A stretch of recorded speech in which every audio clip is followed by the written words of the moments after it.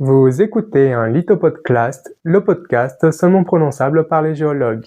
Cet épisode aura pour thème les volcans entre risques et enjeux, et place tout de suite aux actualités de Juliette. Bonjour, dans cette chronique, je vais vous inviter à me suivre dans un tour du monde dans lequel je vais vous présenter des éruptions récentes dont on n'a pas nécessairement entendu parler. En effet, en France métropolitaine, le volcanisme nous semble assez lointain, on l'étudie mais il ne fait pas vraiment partie de notre quotidien. On va commencer ce voyage à Hawaï, puisqu'on y trouve le volcan le plus actif de la planète, le Kilauea.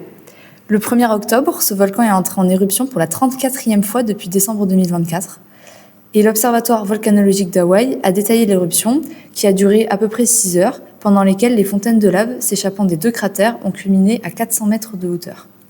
Les images de l'éruption, tirées notamment des webcams qui sont installées au bord du cratère, sont impressionnantes. Malgré cela, les épisodes éruptifs du Kilauea ne présentent que peu de risques.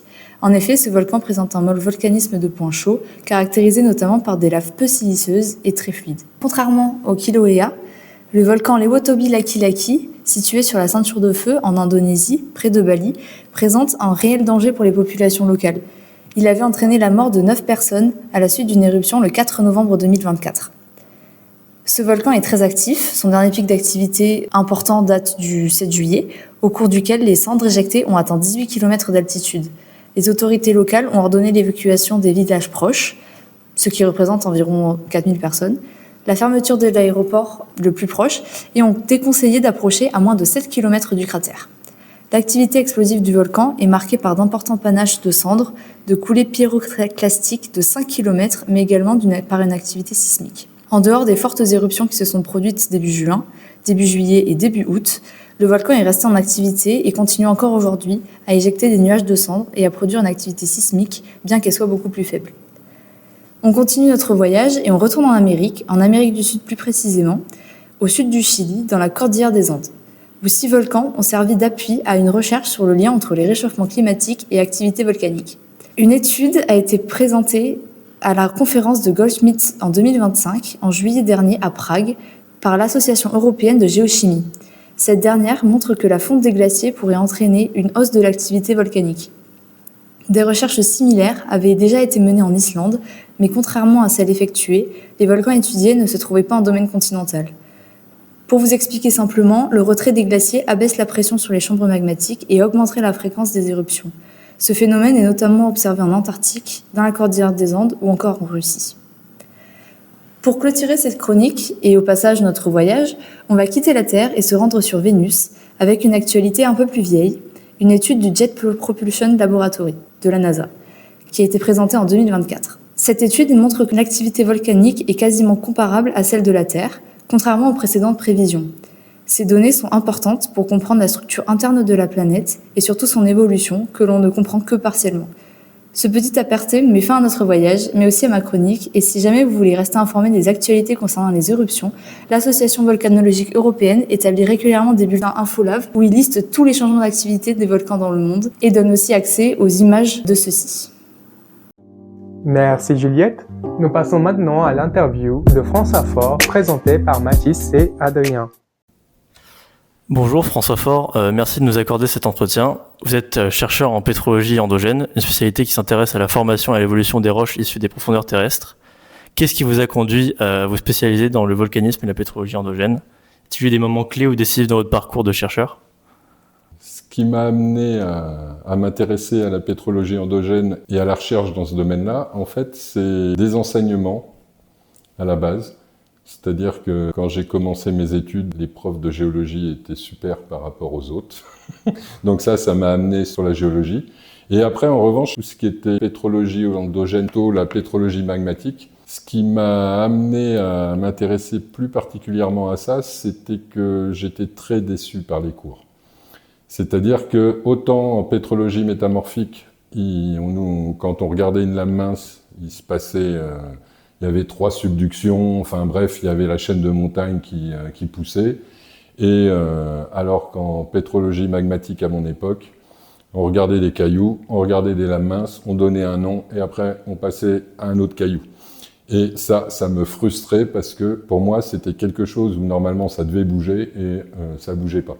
Et c'est comme ça, en fait, que j'ai commencé à m'intéresser plus particulièrement à tout ce qu'il y avait dans les laves, les morphologies des cristaux, et à essayer de retrouver une histoire à partir de ça. Et c'est d'ailleurs pour ça que quand je vous fais des cours, il y a toute la cinétique des processus que je vous enseigne, plus que la détermination du nom. D'accord. Vous avez fait une distinction entre pétrologie endogène et pétrologie magmatique. Est-ce que vous pourriez expliquer en quoi ça consiste les deux disciplines, leurs différences? La pétrologie endogène, en fait, c'est toute la pétrologie du profond, c'est-à-dire à la fois les roches magmatiques et les roches métamorphiques. Et donc moi, ce qui m'intéresse plus particulièrement, c'est plutôt les roches magmatiques, c'est-à-dire tout ce qui est issu du magma, comment le magma va évoluer, comment il cristallise, et avec son expression en surface qui est le volcanisme. Maintenant que vous avez embrayé là-dessus, en quoi consiste précisément votre spécialité? En quoi est-ce qu'elle diffère plutôt d'autres branches de la géologie? Et par exemple, par rapport à celui qui fait le métamorphisme, est-ce qu'il y a des différences vraiment très très nettes ou est-ce que ça se rejoint? Dans la pétrologie magmatique, ce qui va m'intéresser plus particulièrement, c'est toute l'histoire du magma depuis sa production, c'est-à-dire la fusion partielle, jusqu'à sa mise en place, donc la cristallisation. Et moi, ce qui m'intéresse plus particulièrement, en fait, c'est toute l'histoire de mise en place, et donc de comment les cristaux naissent, grossissent et éventuellement disparaissent avec la dissolution.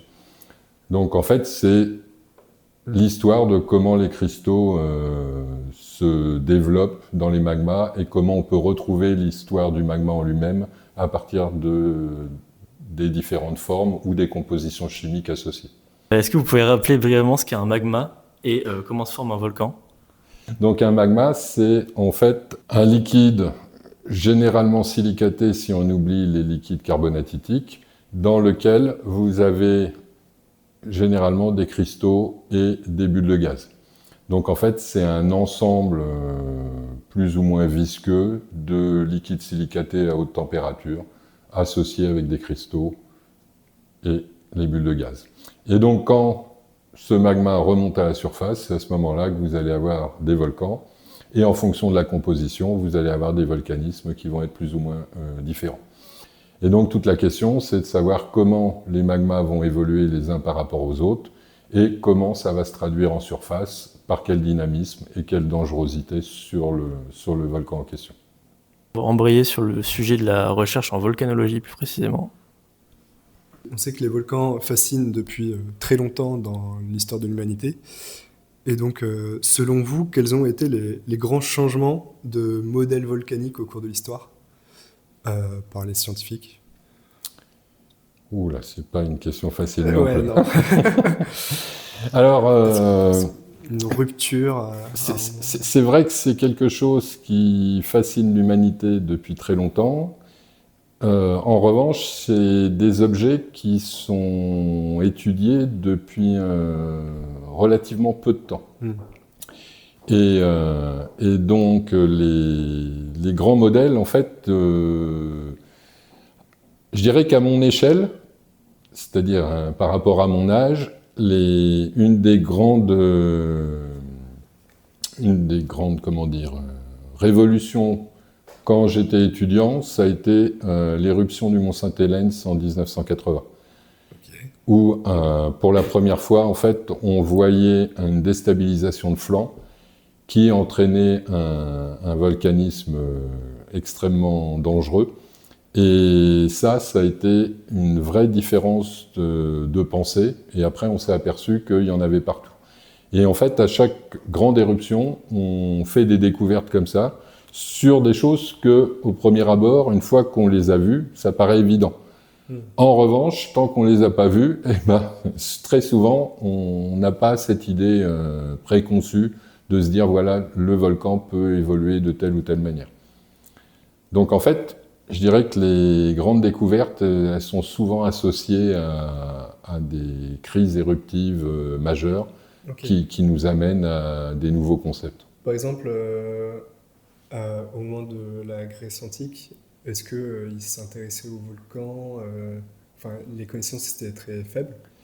Alors, les connaissances étaient en effet relativement faibles, mais ils s'y intéressaient. Quand vous regardez l'éruption du Vésuve, Ça a été extrêmement bien documenté. Et, donc, les gens s'y sont toujours intéressés, avec plus ou moins de croyances derrière. Mais ça a toujours fait partie des problématiques que l'homme se posait. Donc en tant que vraiment science empirique, parce qu'on s'y intéresse quand il y a une éruption, quoi, globalement. Oui, parce que très souvent, quand il n'y a pas d'éruption, on ne s'apercevait pas à l'époque que c'était des volcans. Donc en fait, il a fallu très longtemps avant de s'apercevoir, par exemple, que la chaîne des Puys était une chaîne volcanique. C'était pas instinctif pour les gens de déterminer que là, vous aviez un volcan, une chaîne de volcans. Donc il y a beaucoup de volcans qui sont passés inaperçus pendant très longtemps comme ça. Maintenant, au XXe siècle ou au XXIe siècle, comment la recherche en volcanologie a évolué? Est-ce qu'il y a eu des nouvelles techniques d'analyse qui ont été développées et qui ont vraiment changé cette étude?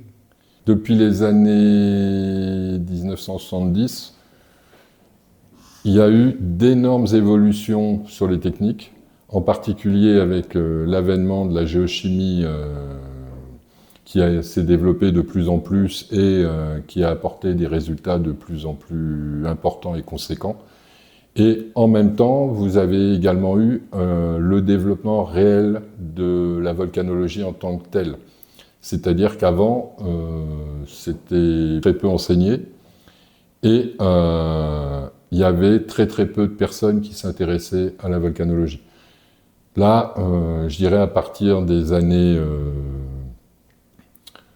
80-90, vous avez eu des labos entiers qui se sont formés là-dessus. Par exemple, le laboratoire de Clermont-Ferrand, labo magma et volcan, c'est quasiment essentiellement tourné autour de la volcanologie et de la magmatologie. Donc là, à chaque fois, vous avez des disciplines qui sont associées, donc globalement la géochimie, la pétrologie expérimentale, la volcanologie expérimentale, c'est-à-dire, si je caricature, c'est faire des petits volcans en tas de sable pour voir comment ils s'effondrent, comment ils évoluent. Mais derrière tout ça, vous avez des équations physiques et c'est de dimensionner ces équations. Donc, de la même manière, à l'Institut de physique du globe, vous avez également ce genre de choses qui se sont développées depuis les années 80. Et donc tout ça fait qu'évoluer, avec les techniques qui en plus s'améliorent en termes analytique ou expérimental. Donc en fait, on est en forte progression. Plus, j'oubliais un point extrêmement important, c'est la géophysique, avec de plus en plus de volcans qui sont monitorés en continu, et donc avec des informations qui permettent de voir en temps réel ce qui se passe. Donc c'est en plein essor, si je résume. Ouais. Et justement, par rapport à cet essor, est-ce que vous direz que la recherche en volcanologie a plutôt un intérêt industriel ou pour prévenir les risques? Il y a un intérêt fondamental qui est la compréhension des processus. Ça, c'est la première chose. Oui. Et si vous comprenez les processus, vous avez une chance de pouvoir limiter les dégâts et, je dirais, d'un point de vue risque, diminuer les risques. Donc, tout ça, c'est lié.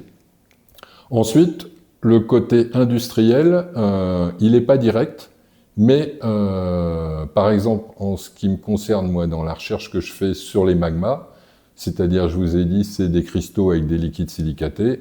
Vous avez exactement la même chose qui se fait chez nos collègues des matériaux, et eux, ils appellent ça des vitrocéramiques, par exemple. Donc ça veut dire que, en fait, toutes les recherches sont liées, et en fonction de ce que les uns trouvent par rapport aux autres, en fait, c'est quand même des disciplines qui sont poreuses. Et en particulier la volcanologie, comme je vous l'ai dit, c'est multidisciplinaire à la base. Donc à partir de là, c'est forcément poreux pour qu'on ait une information au final qui puisse être la plus fiable possible. Donc maintenant, oui, on va parler plus précisément par rapport aux risques. Selon vous, comment la recherche en volcanologie peut-elle aider à anticiper les éruptions et à mieux gérer les risques naturels? Aller étudier un volcan qui n'a pas eu d'éruption depuis plusieurs siècles, pour le grand public, c'est, je dirais, quelque chose qui peut paraître extrêmement étrange. En revanche, quand vous avez des stratovolcans qui se réveillent, la première chose qui va être demandée aux scientifiques, c'est quelles étaient l'étendue des dégâts sur les éruptions précédentes. Et donc, si vous n'avez pas fait d'études sur justement comment ça a évolué en fonction des différents types d'éruptions, mesure de protection minimale qu'il va falloir utiliser. Donc ça, je dirais, ça fait partie des problèmes que on a un petit peu avec le grand public. Le grand public qui s'intéresse beaucoup aux volcans parce que il voit ça comme un feu d'artifice.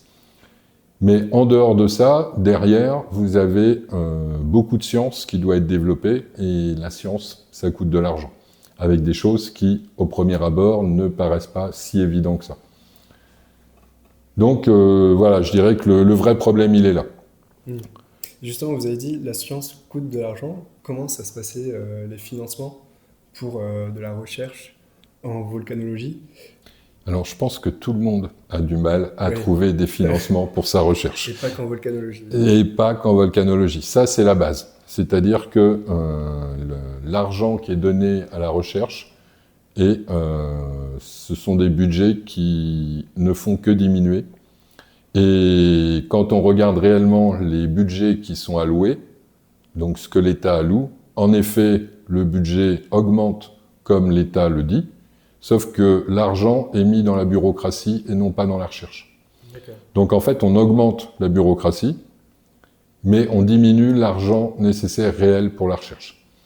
Mais si vous regardez au départ, en effet, nos hommes politiques, quelque bord que ce soit, vous annoncent que ça a augmenté. En effet, ça a augmenté, mais la part réelle qui va à la recherche, elle, diminue fortement.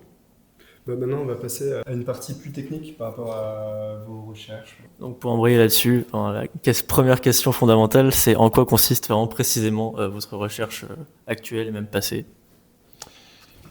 Alors actuellement, ce sur quoi je travaille, en fait, et même depuis très longtemps, on va dire, c'est de comment les minéraux poussent, et en particulier, moi, mon minéral fétiche, c'est l'olivine.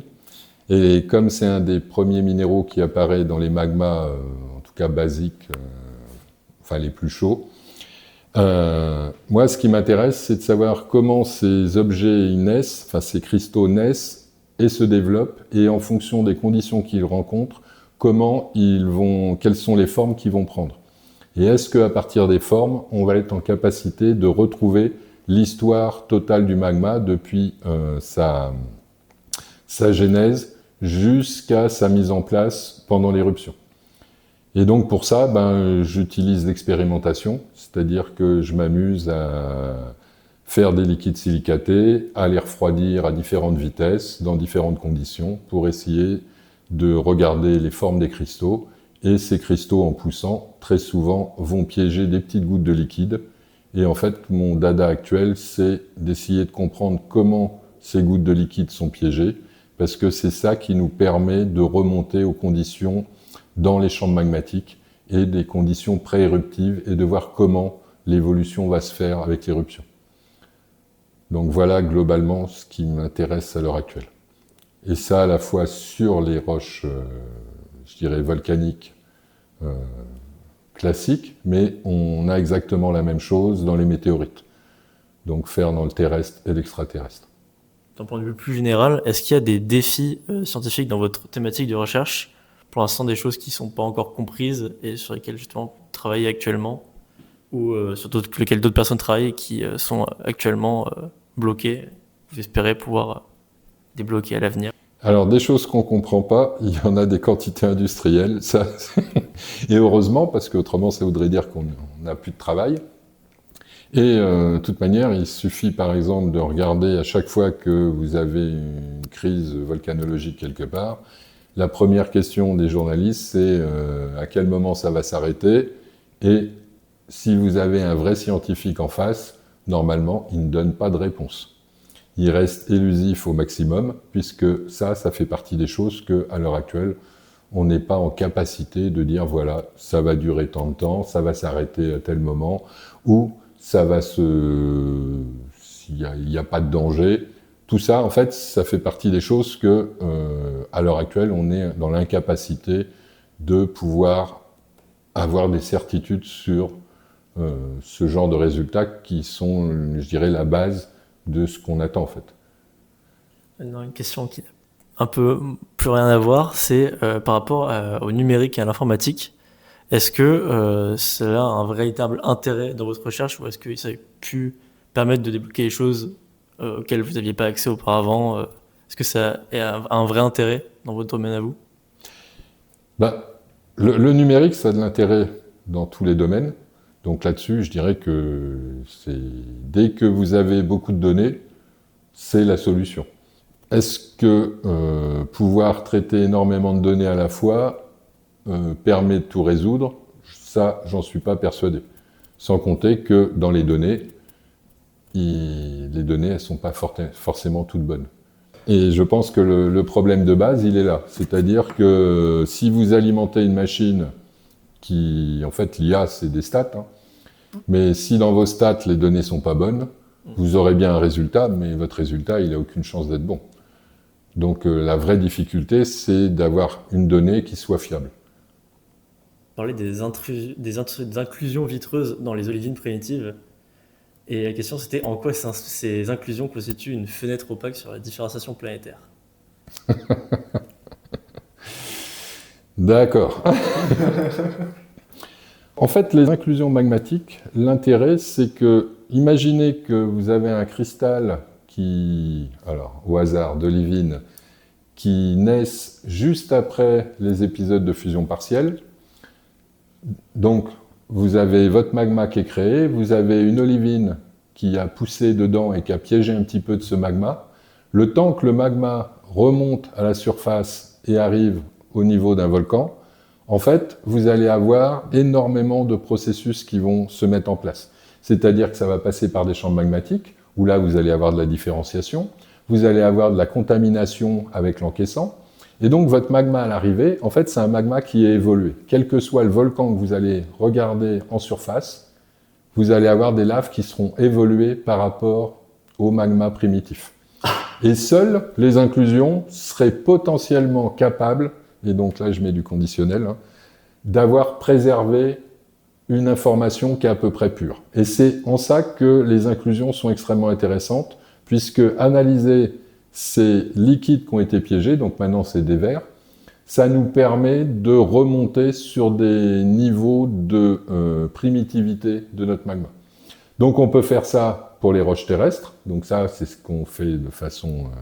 il y a énormément de gens qui font ça sur les magmas terrestres, mais on peut également s'amuser à faire ça sur les météorites, puisque dans les météorites, en particulier dans les météorites primitives qu'on appelle les chondrites, c'est des petites billes silicatées dans lesquelles vous avez des olivines, et dans ces olivines, vous avez des inclusions.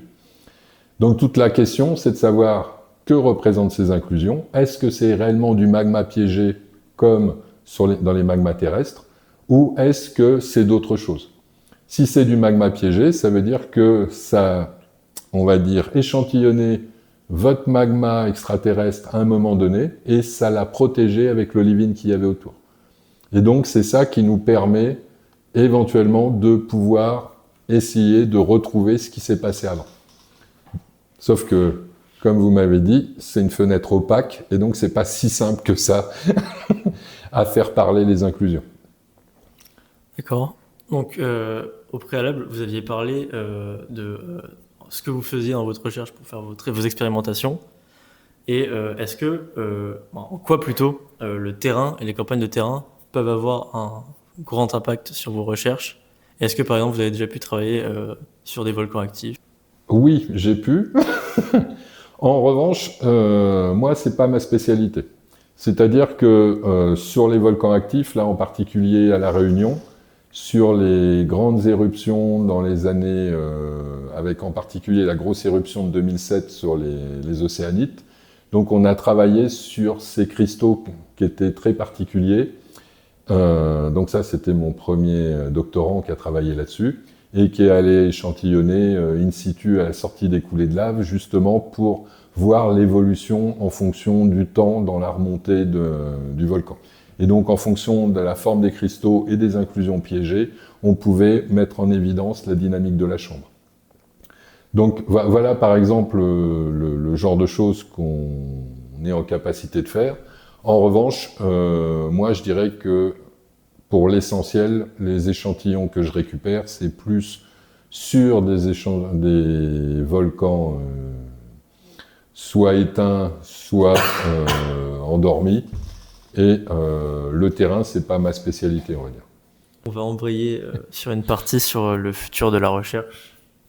On va voir en fait ce que vous imaginez pour la recherche en volcanologie dans le futur. L'objectif, c'est d'arriver à prévoir les éruptions. Ça, je pense que tout le monde a ça dans la tête. Okay. Et après, c'est fait par différentes façons. Et je dirais, des choses qui à l'heure actuelle se font de mieux en mieux, c'est d'arriver à associer les différentes disciplines. C'est-à-dire que à l'heure actuelle, là, quand vous avez des grandes éruptions, maintenant, quand on a la chance que ça soit sur un volcan qui est, on va dire, dans un pays développé, vous allez avoir toute la géophysique qui va être installée, donc vous allez avoir une donnée en temps réel, vous allez avoir de la géochimie en temps réel qui va être également faite, vous allez avoir de la pétrologie qui va être faite quasiment en temps réel, et avec les études antérieures, en fait, notre but, c'est d'arriver en couplant tout ça, à avoir une information qui nous permettra de comprendre exactement ce qui se passe dans la chambre juste avant l'éruption et de savoir est-ce que cette éruption elle va être plus ou moins dévastatrice. Donc, je dirais que la technique commence à nous permettre d'avoir différentes façons d'approcher. Et j'oublie tout ce qui nous vient des satellites et tout ça, si vous voulez. À l'heure actuelle, ça fait partie des choses qui devraient, dans un futur très proche, nous permettre de faire des grandes, vraies avancées, puisqu'on a des informations qui arrivent de plusieurs canaux à la fois. Et donc, pour rebondir sur votre numérique, là, il y a une somme conséquente de données et que le numérique derrière, il faut arriver à traiter tout ça, quoi. Pour vous, donc, l'IA, ça rentre dans le numérique, et donc pour vous, l'IA, ça servirait à traiter des données? Dans un premier temps, le traitement des données, si ça permet d'avoir un traitement quasi instantané, je dirais que dans tous les cas, c'est bénéfique. Ensuite, que ça nous permette de nous dire que statistiquement, on a plutôt telle ou telle chose qui se passe, pourquoi pas? La vraie question, c'est qu'une étude statistique, c'est pas une étude physique. C'est-à-dire que de voir qu'on a une corrélation entre deux choses ne nous donne pas le résultat. Et ça, c'est un vrai souci. C'est-à-dire que, ok, on a une corrélation, mais le pourquoi du comment, ça, l'IA ne nous le fournit pas. Et en fait, c'est déjà notre façon de penser qui a changé depuis entre vous et moi. La façon de travailler, par exemple, n'est plus du tout la même. C'est-à-dire que moi, quand j'étais étudiant, nos profs de géochimie, quand on faisait des exercices, quand eux faisaient de la recherche, il leur fallait aller 2-3 mois pour avoir un point. C'est-à-dire qu'ils n'allaient pas analyser les éléments au hasard et après regarder s'il y avait une corrélation. Ils cherchaient d'abord savoir est-ce qu'il y a une logique d'avoir une corrélation entre deux types d'éléments, et ensuite ils allaient analyser les éléments. Maintenant, ce qu'on fait avec nos nouvelles techniques, c'est qu'on est capable quasiment d'avoir le tableau de Mendeleïev sur une analyse, j'exagère un peu, mais l'idée reste la même quand même, et donc on va analyser une quantité industrielle de roches, on va mettre ça dans un modèle, et on va lui demander quelles sont les corrélations. Et là, on va dire, super, ces deux éléments y fit, et là, après, on va essayer de chercher pourquoi ils fit. Alors qu'avant, l'idée, c'était, on essaye de se poser la question pourquoi les éléments devraient réagir de telle ou telle façon, et on va essayer de vérifier par l'analyse si ça marche ou pas. Donc on a vraiment complètement switché la façon de travailler. Et je pense qu'avec l'IA, ça va être exactement la même chose. C'est-à-dire qu'on va passer encore à la vitesse supérieure avec, on a 1 milliard de données, l'IA nous dit que on a telle corrélation, et donc maintenant on va essayer de comprendre pourquoi on a une corrélation. Ok. Donc c'est juste une accélération dans... Pas forcément. C'est-à-dire que si vous avez une corrélation qui n'est pas liée à un sens physique, qui n'a pas de sens physique,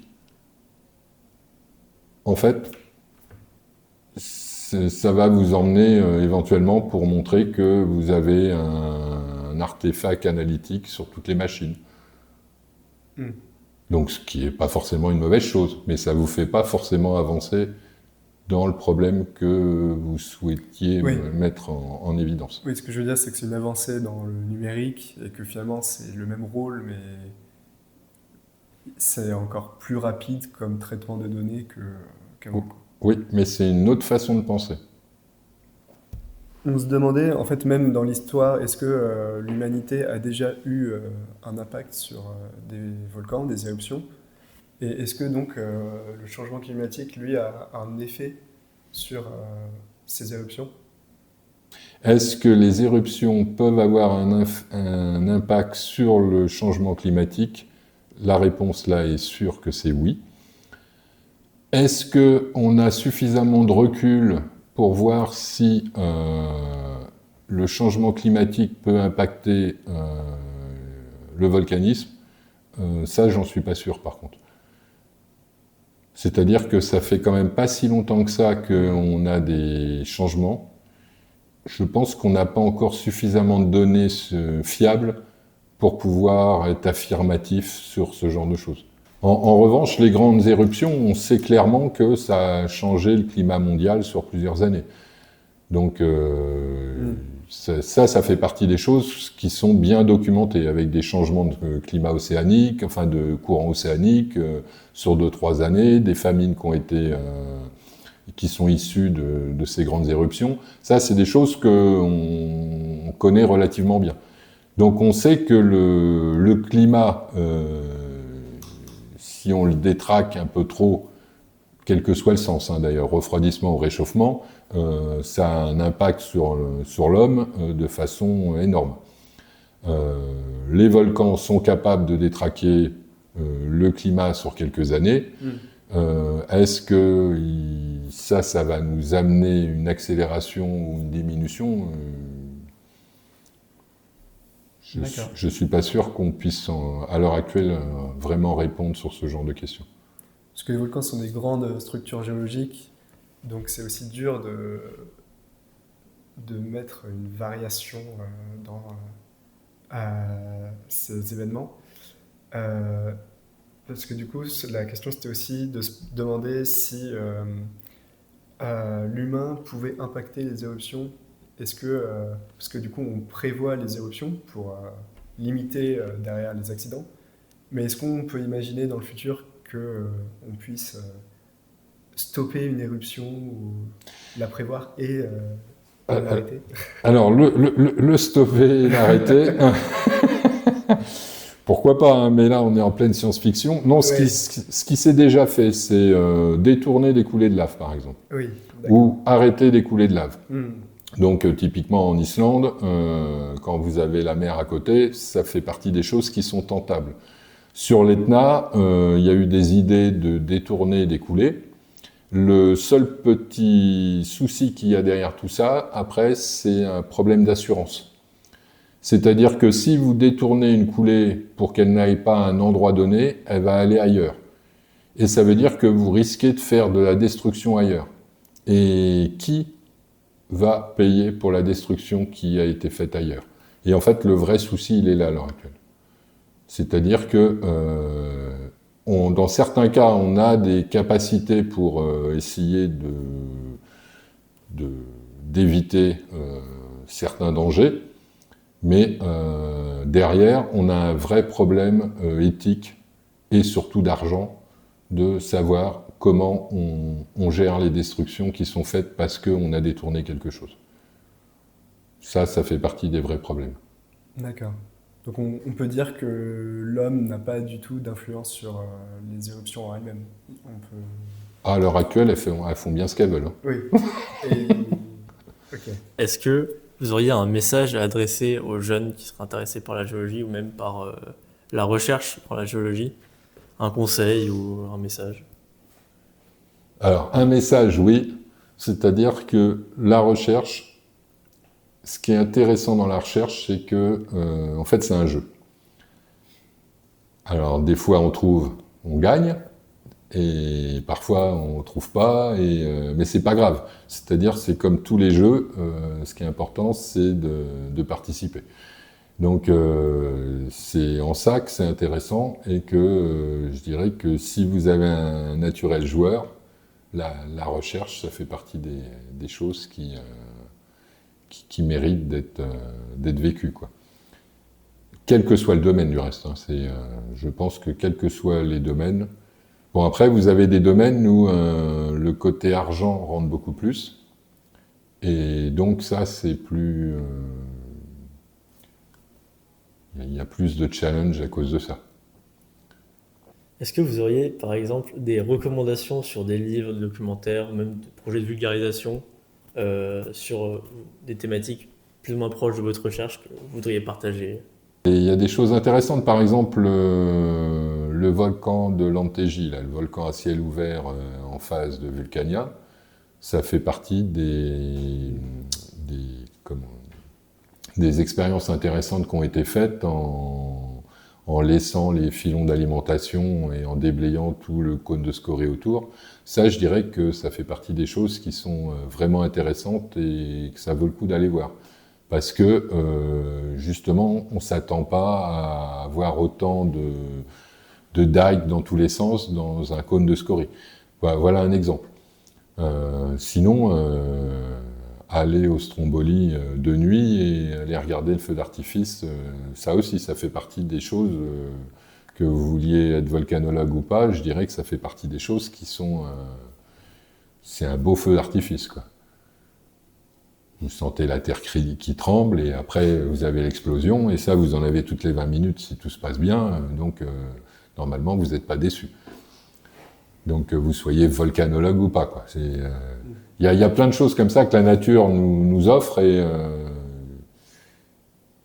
il y a plein de choses à comprendre sur ces phénomènes-là. D'accord. Et enfin, pour une toute dernière question, que je voulais vraiment poser, c'était quel est votre caillou préféré? Voilà. Ah, j'en ai plusieurs. Ah. Mais dans tous les cas, il y a des olivines. Donc dans mes cailloux préférés, il y a les palasites. Donc ces météorites où vous avez des très grosses olivines qui sont enchâssées dans du métal. Et donc quand vous faites une coupe là-dedans, en fait, ça ressemble à des vitraux. Donc c'est très très joli. Donc ça fait partie des très très beaux cailloux. Dans les autres très beaux cailloux, il y a les comatites, où vous avez des cristaux géants d'olivine qui font 40-50 cm. Donc vous pouvez bien voir à l'œil nu. Et autrement, il y a les océanites à La Réunion. Là, ça, c'est pareil, des gros cristaux d'olivine dans une mésostase sombre. Et ça reste du beau caillou. Enfin bref, faut qu'il y ait de l'olivine. L'olivinite, est-ce que ça existe?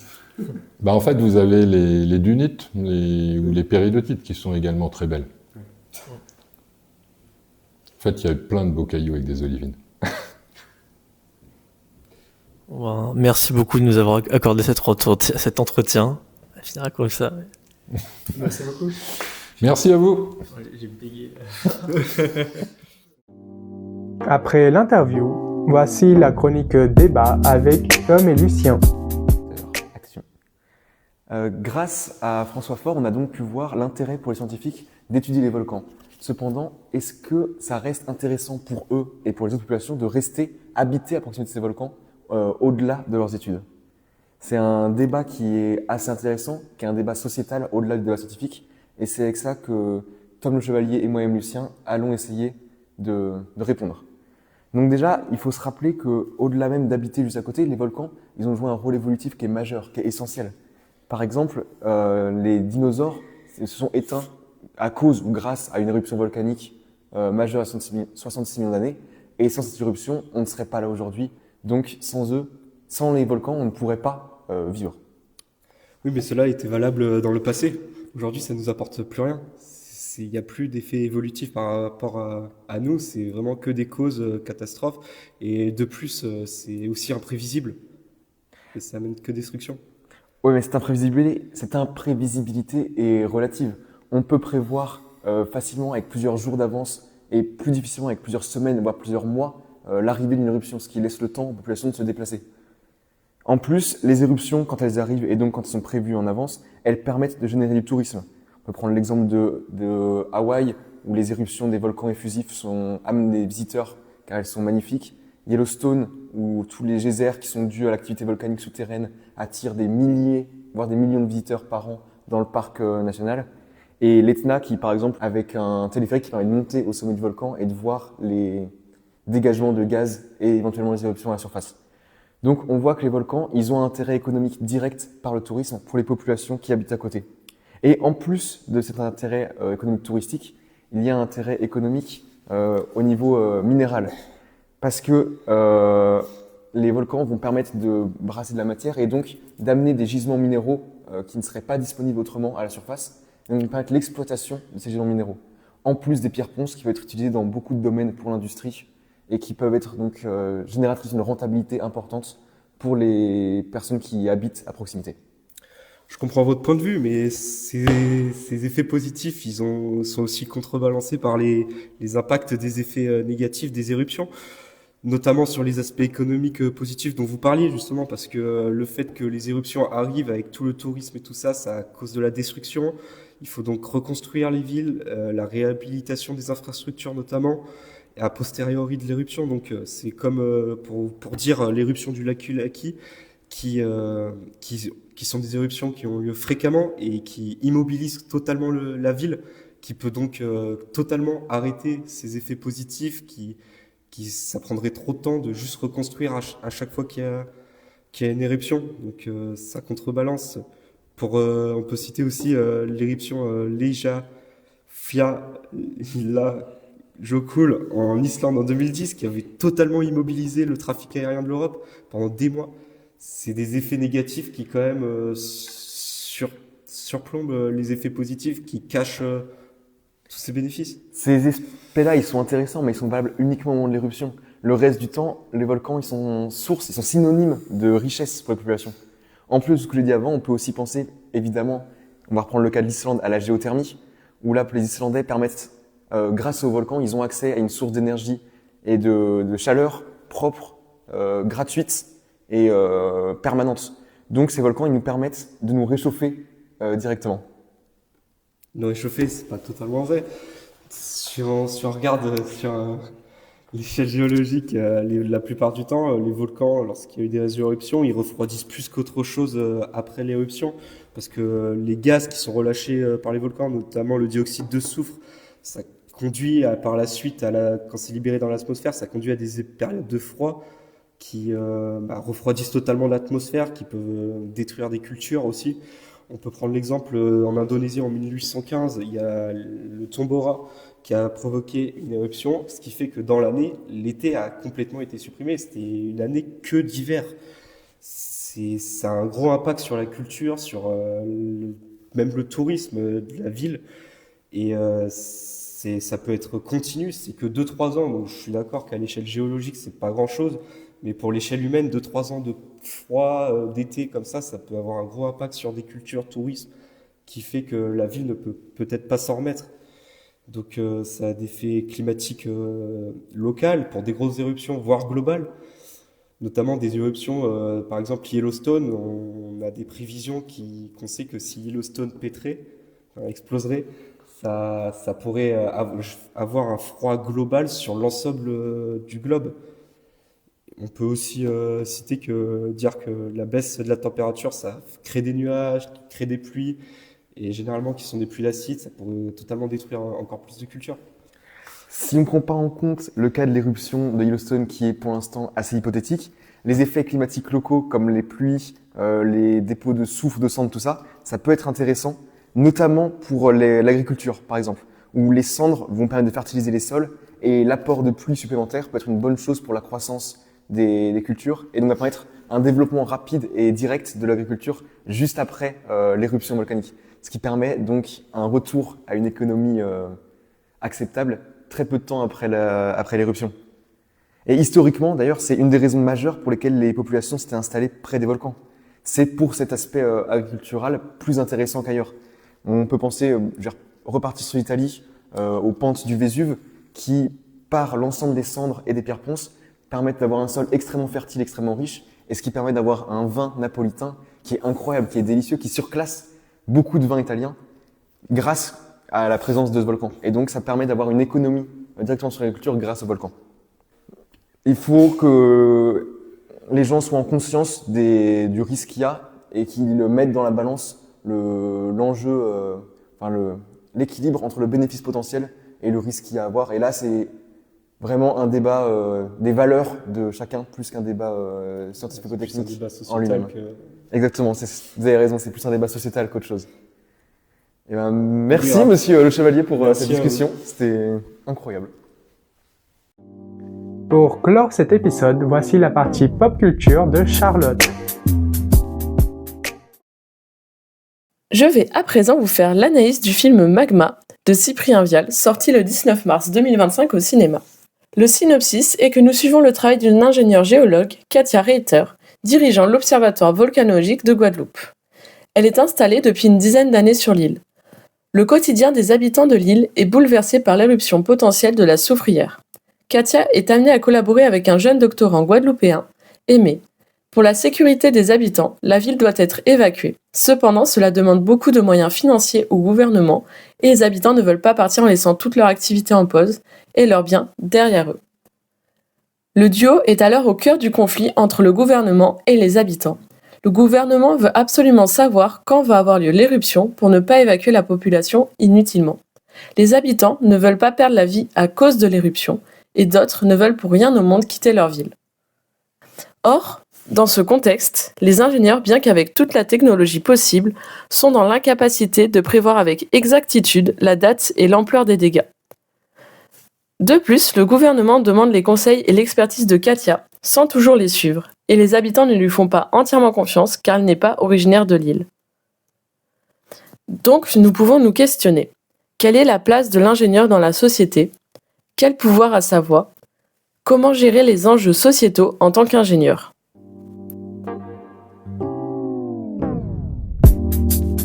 Vous venez d'écouter le Lithopodcast sur les volcans entre risques et enjeux, présenté par des élèves de l'École nationale supérieure de géologie de Nancy, dont Charlotte, Adrien, Juliette, Lucien, Mathis, Tom et finalement moi-même Gabriel.